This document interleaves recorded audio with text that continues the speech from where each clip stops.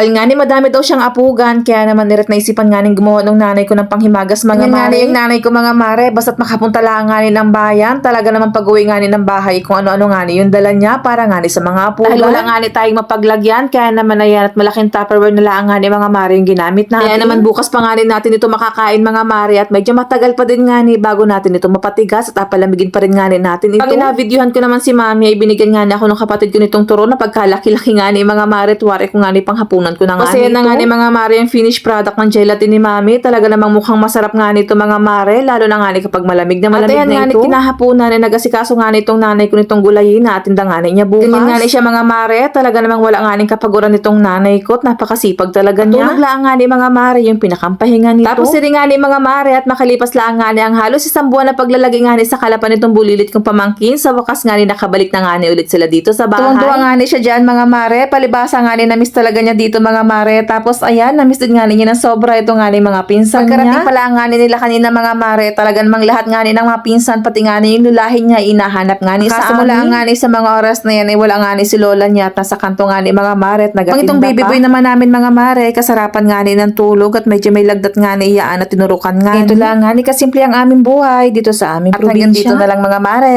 Salamat po sa inyong pananood. God bless.